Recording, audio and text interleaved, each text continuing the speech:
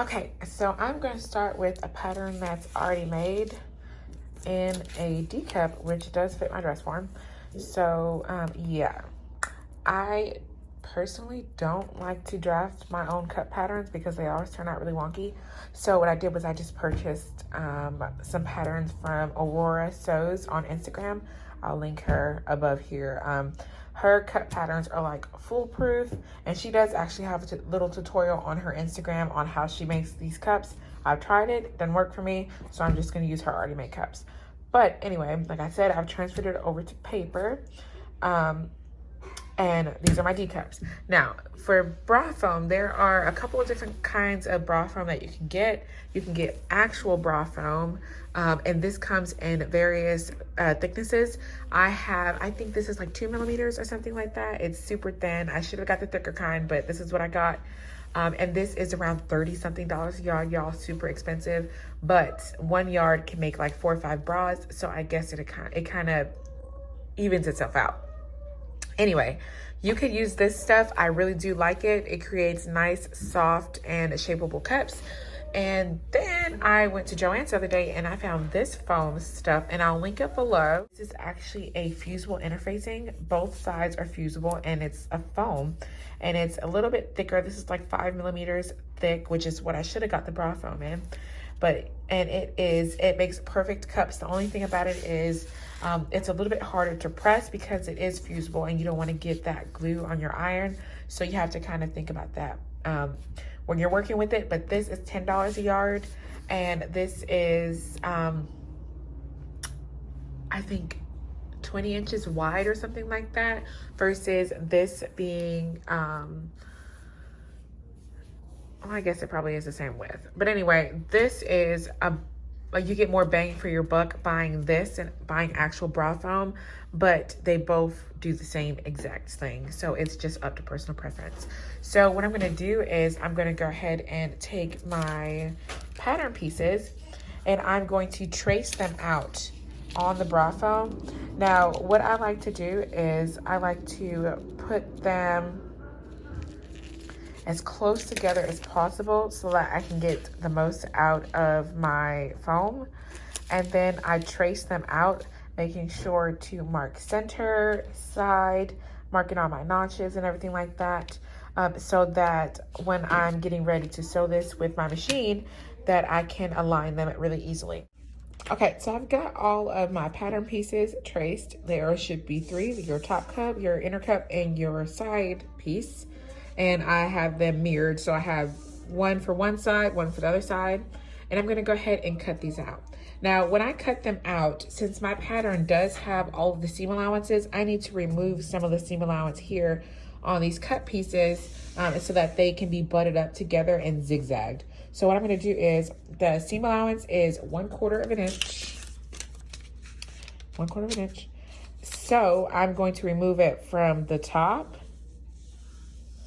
and the side of my bottom pieces, and then the bottom and the top of my top piece. And I'm gonna do that for both. I know this is kind of wasteful. I do need to create a pattern that has the seam allowance already removed, but I haven't yet, so this is what I'm doing it. But if you do it, make sure that to save foam, because this foam is kind of pricey, that you remove your seam allowances and stuff before you draw it on here. So I'm gonna go ahead and do that, and then I'm gonna get these cut out. I'm also going to cut my cut pieces out of, this is a lavender or lilac-y stretch satin from Joann's. I'll link it below. I'm gonna cut my full pattern pieces, 2 sets of it out of this as well. And I'm also gonna cut out some bias strips. So I'm gonna go ahead and do that, and I'll be right back.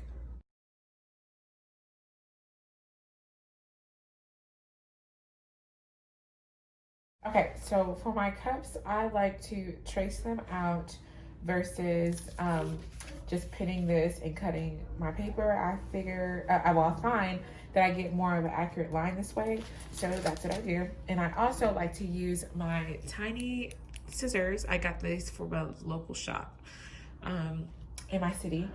And I like to use these scissors as opposed to my larger shears. Mainly because, first of all, I'm starting to get corns. Ugh. on my hands from using my shears and cutting out a lot of fabric. And these scissors are a lot less strain on my hands. Plus, they're sharper than these and they cut more accurate lines. So these are what I like to use. I also use these for like cutting out my lace and all kinds of things like that. So I'm going to cut out.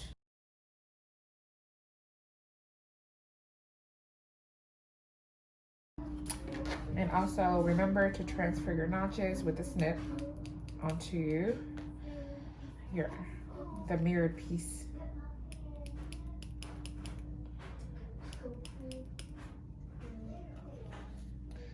Don't do a super long snip, just a tiny one, just enough. Okay, so the last thing I need to do is create some bias strips. Now, I say bias strips, but I'm probably not going to be cutting them on the bias because this fabric does stretch, so I really don't need to. They don't really have to be on the bias, but if you have enough fabric, go ahead and cut them on the bias if you want. So I'm going to go ahead and turn my fabric so that the wrong side is facing upwards, just because it's just easier for me to actually draw on the fabric when the wrong side is facing upwards. I'm going to use my yardsticks that I got from All About Fabrics, one of my favorite fabric stores now in South Carolina. I'm going to use the width of this to draw a perfectly straight line for me to go ahead and cut my bias strips from. You want to make sure that your line is straight, because if it is not, it's going to make it a lot harder, and your bias trim on the inside is not going to look as neat and professional. So go ahead and take the time to actually draw out your lines. I used to not, and let's just say it wasn't the best of quality. So make sure you're taking the time, the extra 2 to 5 minutes to actually draw out your line. And that's why I got this yardstick, because it makes quick work of having to draw something like this. This video is sponsored by Skillshare. For those of you guys who are not familiar with Skillshare, it's an online learning community for creatives where you can pretty much learn anything to better your business as well as yourself for just under $10 a month with an annual subscription.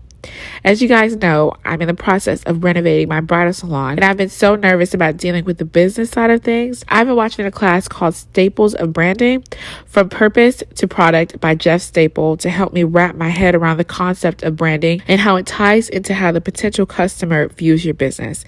I highly recommend that class, y'all. So the first 1,000 of my subscribers that click the link in the description box will receive 2 months free premium membership. Thank you, Skillshare, for sponsoring this video. Now let's get back to it. Okay, this one strip should be enough. So what I'm going to do is I'm going to go over to my ironing table and actually make this into a bias strip, and then we can go over to the machine and I'll show you how to sew this all up. Okay, so for the bias binding, what you want to do is that same strip that we cut, I like to press one side up like that, and then I'm going to go ahead and press this side down like that. So it creates almost like a tube, like how you would do like you would do a spaghetti strap. And then I'm going to press it in place. And I will be doing a review on my new gravity feed iron pretty soon here. Yes, there's no thing there because my renovations are at a standstill right now. Anyway, so I'm going to do that, and then I'm going to go ahead and take you guys over to my sewing machine so we can sew the cups together. Okay, so to sew the cups, you're going to need your regular home sewing machine, and because we have to zigzag, unless your industrial machine does zigzag, which mine is not, you're going to need your regular machine. So I like to, this is the Brother SC 425, and I use the stitch length, the stitch 7, the 7th stitch, which is a zigzag. And then I put my thing all the way over to the side so I can get the widest zigzag that my machine can do. I'm using your thread color really doesn't matter because we're gonna cover it, but I am using a color closest to the color of my foam. Okay, that goes there. Okay. So the first thing you want to do is sew together your smaller cups, your bottom ones. So I'm going to put them together. And if you have a cover stitch machine, that will work perfectly for this. But I like to kind of back stitch, go forwards, and back stitch again. Kind of make sure that that's locked in there. Now I'm going to match my notches. Okay, so now I'm going to match my notches and I'm going to move forward. Sometimes you may have to lift your presser foot to help it go underneath. And you kind of just want to, if you need to, take it slow and just make sure that your end is always matching.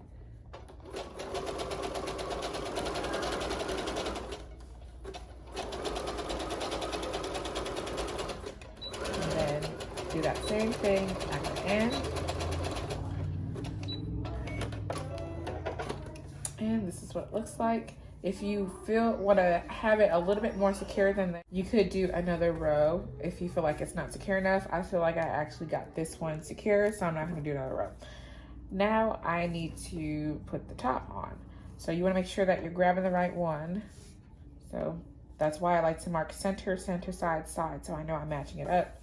And then we also have 3 notches here. 2 notches on the first bottom piece, so you kind of want to match that up, and then the final 3rd notch should match up with that seam there. Okay, and also match up the front, and we're going to sew it the same way.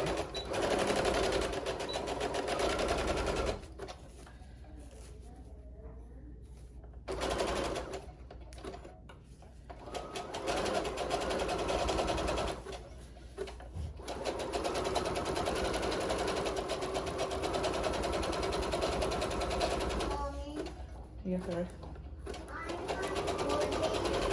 No, Mommy's still recording, baby. No, Mommy's recording. Still. And notice that I'm easing this in because I know the notches are supposed to fit and this is supposed to be the same. So I'm taking the end and pushing it towards the end. So that's together. And then I'm going to go ahead and kind of swoosh this up in here and ease it together.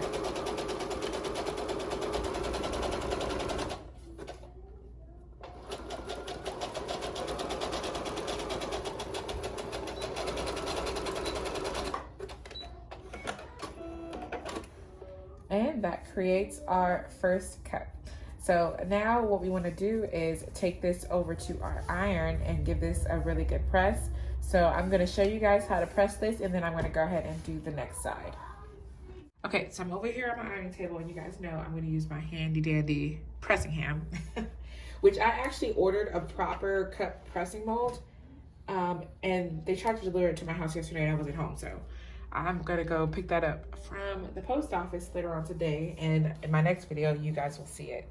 I'll put a link below to where I got it from, and I'll probably do like a whole review video on it as well.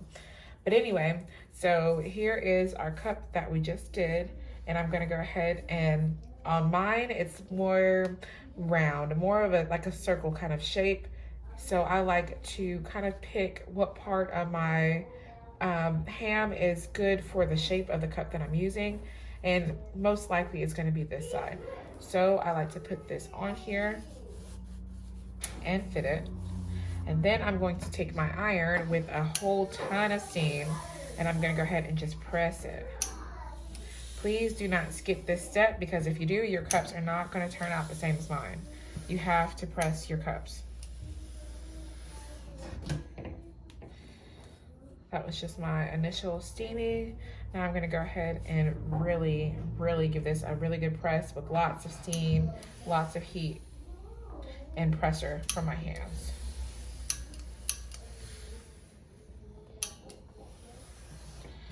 Once you have the cup really hot, you kind of want to hold it in place.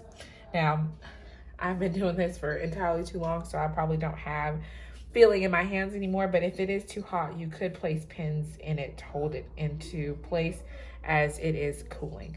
But you do want to make sure that it's staying in place like this while it's cooling so that it molds to the shape that it needs to be.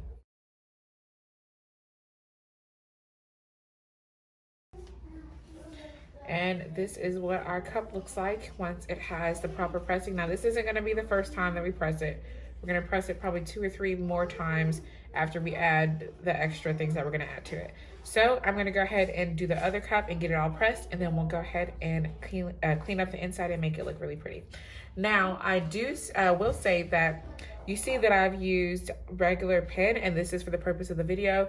When you are actually doing this, you want to be using either a heat erasable or a water soluble pen or marker or anything like that, so that you can go ahead and make these disappear once you're actually done with the sewing of the cups.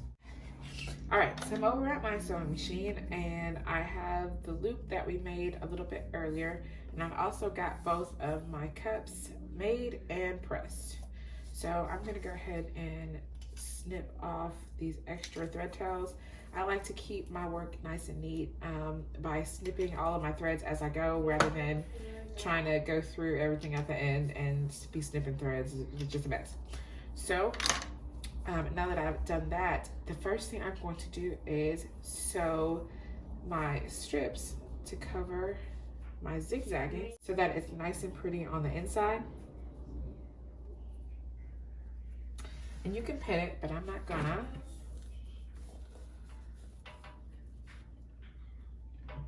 And this is the closest thread color that I have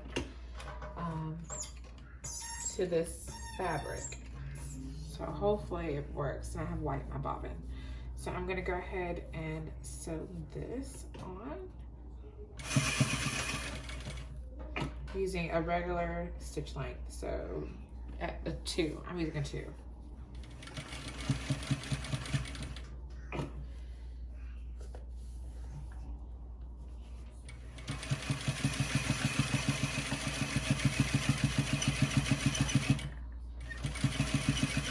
Let's sew neatly down one side. Oh, I guess it's not that bad. Snip off your excess with nippers that actually are sharp. Lord have mercy. Snip off that thread. And then come down the other side.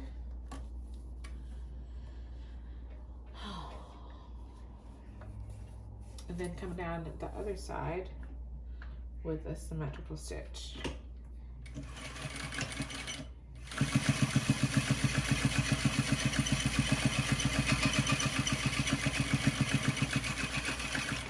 And if you need to go slow on this, because this is what the wearer of the dress is going to see. This is what's going to be up against them.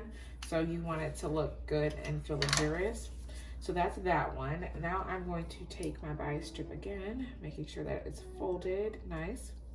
And I am going to place it here. Now I'm going to pin here because it's just such a big curve.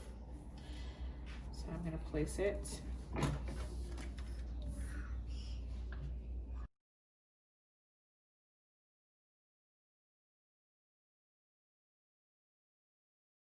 I hope I'm at a good angle here, y'all. I'm trying to upgrade my filming, but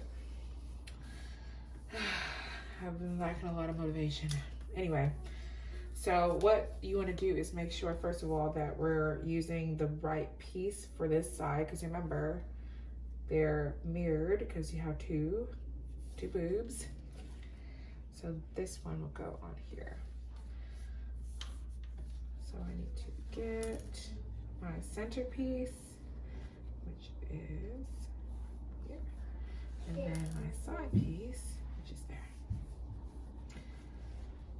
Okay, so we're gonna sew this similar to the way we sewed the cups, except we're not zigzagging it, and we actually have seam allowance here. So we're just going to put it right sides together, matching our notches, and I'm going to sew with a 1/4 inch seam allowance, so super small. I just like to place a pin there where my notch is. And I'm doing it at 1/4 inch.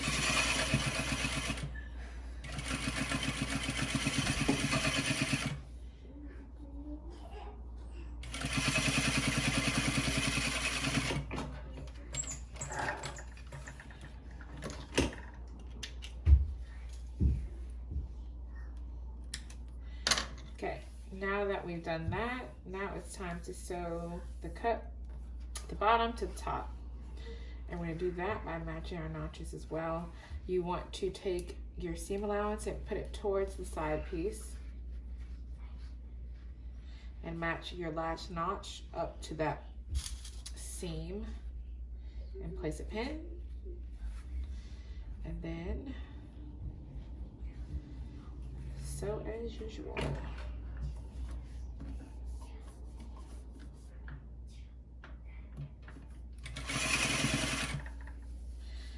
You may need to do some easing. I kind of like to pull it back so I can kind of see how much I need to ease in, and then I'll move this kind of forward, and then kind of like that. I hope you guys seen what I did, because I explained it absolutely horribly.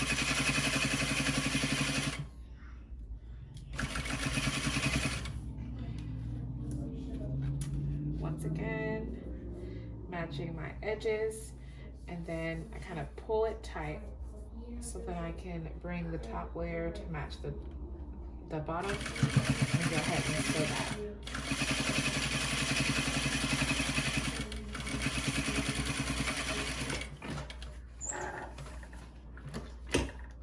Okay, so the next thing you want to do is take this over to your ironing table and give this the same kind of press that we gave the top the foam layer. So I'm going to go ahead and do that, and I'll be right back. I will do want you guys to keep in mind that you're pressing this seam allowance that way, and you're going to press the center seam allowance up towards the top cup. Lots of steam. Okay, so I've got my cup pressed nice and neat. Like I said, I have this bottom seam going towards the side and my top seam upwards. You want to kind of make sure that this is the right one. You don't want to sew the wrong cup on the wrong foam piece. You'd be upset. So now that I know it matches, now I'm going to take my cup and I'm going to turn the foam piece so that the side with the bias binding is facing up towards me. Then I'm going to place my right side down, my fabric down onto the wrong side of the cup, or the side with the bias binding, and I'm going to pin across the top.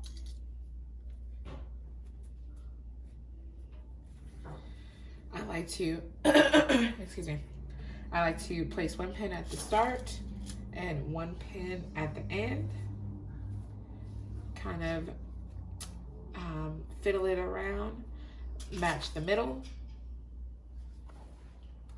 and then I'll pin one pin on both sides. You don't need a ton of pins for this, y'all. Now, the way I have this patterned, my seam allowance here at the top is 1 centimeter.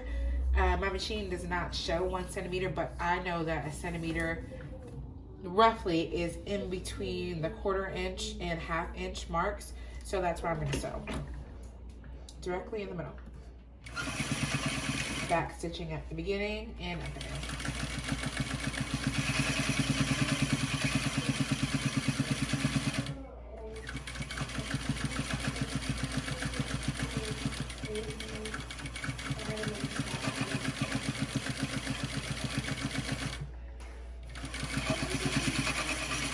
Remember to keep snipping your threads. Now that we've done that, I know your instinct would be to go ahead and flip it over and be done with it. But wait, that looks crazy, right? Indeed, young Padawan, it does look crazy. So what you want to do is go ahead and flip your, so what you want to do is take your seam allowance and flip it over. Now you want to sew 2 rows of tight stitching. So it's the smallest stitch that your machine will do onto the foam, just the foam. And my machine makes crazy noise when I put it on a really small stitch length.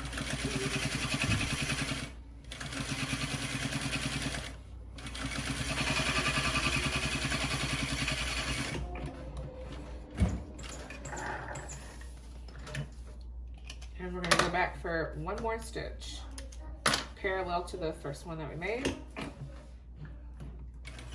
And what this is doing is it is flattening out this foam here.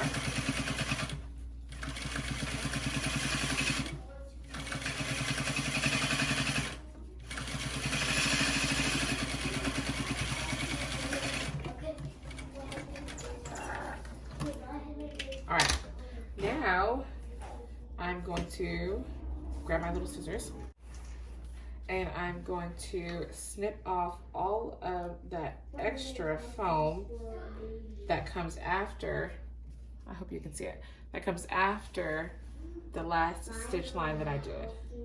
Hush.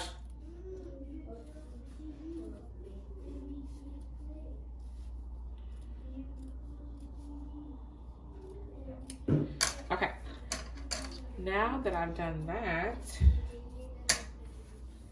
now we can flip this over.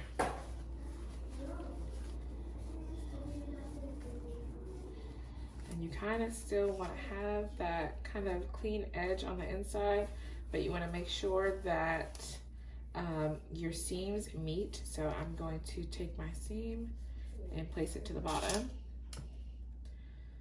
And it may feel a little bit wrong at first, but don't worry, it'll work out. And then I'm going to take this seam and match it at the side here. Oh, come on now. Do the same thing on this side.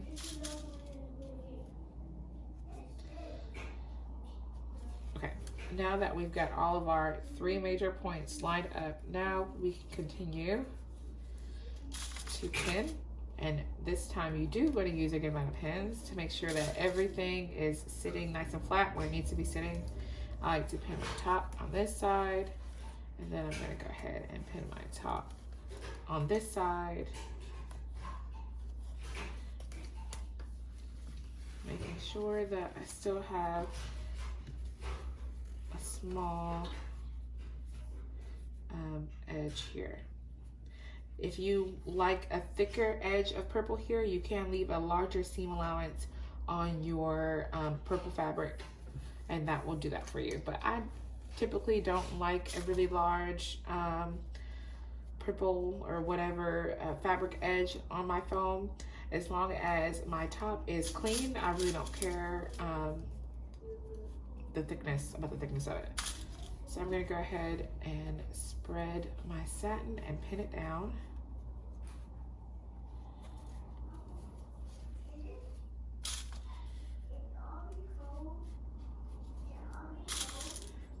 Just like that. Make sure that it's nice and neat. And don't worry, it feels a bit wonky now, but that's what this the next pressing step will take care of. So now I'm going to flip it so that the foam layer is facing me, and I'm going to sew this down using a normal stitch length, so 2.5, and you want to do this within your seam allowance.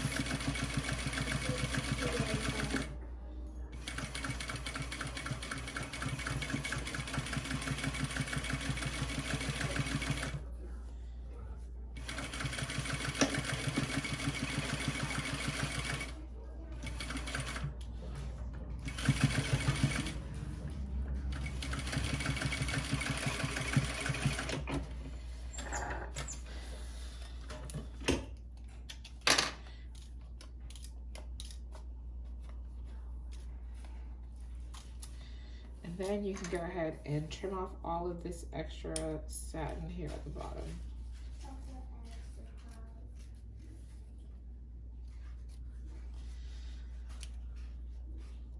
All right, now that we've done that, we want to go ahead over back to our pressing table and give this a really good press, and then we are all done with our cups. I hope this tutorial was helpful.